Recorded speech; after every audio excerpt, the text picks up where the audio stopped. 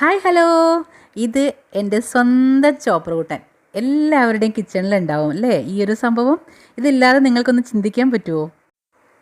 ഇതിപ്പോൾ എല്ലാവരുടെ അടുക്കളയിൽ അത്യന്താപേക്ഷിതമായിട്ടുള്ളൊരു സാധനമായി മാറിയിരിക്കുകയാണല്ലേ. വളരെ എളുപ്പത്തിൽ നമ്മുടെ പണികളൊക്കെ കഴിച്ചു കിട്ടാൻ വേണ്ടിയിട്ട് അത്യാവശ്യം വേണ്ട ഒരു സംഭവം തന്നെയാണ്.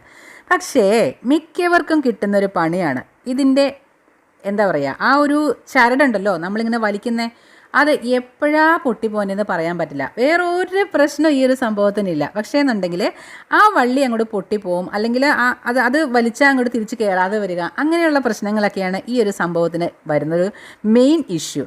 പക്ഷേ ഞാനും ഇതുപോലൊരു 3-4 വെറുതെ കളഞ്ഞിട്ടുണ്ട് കേട്ടോ. ഇപ്രാവശ്യം എന്ത് ചെയ്തെന്നറിയാവോ, ഈ ഒരു സംഭവം ഞാൻ അത് റിപ്പയർ ചെയ്തെടുത്തു.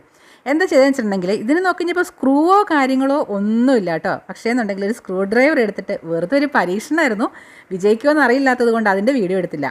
അതിൻ്റെ ഇടയ്ക്ക് അതിൻ്റെ ആ ഉൾഭാഗത്ത് നിന്ന് പതിയെ സ്ക്രൂ ഡ്രൈവർ ഉപയോഗിച്ചിട്ട് അങ്ങോട്ട് പൊക്കിയെടുത്തിട്ട് 2 പീസാക്കി കഴിഞ്ഞപ്പോഴത്തേക്കും ഈ ഒരു വള്ളി നമുക്ക് അതിനകത്ത് നിന്ന് ഊരിയെടുക്കാനായിട്ട് പറ്റി. പക്ഷേ എന്നുണ്ടെങ്കിൽ ഇതിന് സ്പ്രിങ്ങോ കാര്യങ്ങളോ ഒന്നുമില്ല കേട്ടോ. ചിലതിന് സ്പ്രിങ് ഉണ്ടാവും, ഇതിന് സ്പ്രിങ് ഉണ്ടായിരുന്നില്ല. 2 കൊളുത്ത് പോലത്തെ ഒരു സംഭവമായിരുന്നു അതിനകത്ത് ഉണ്ടായിരുന്നത്.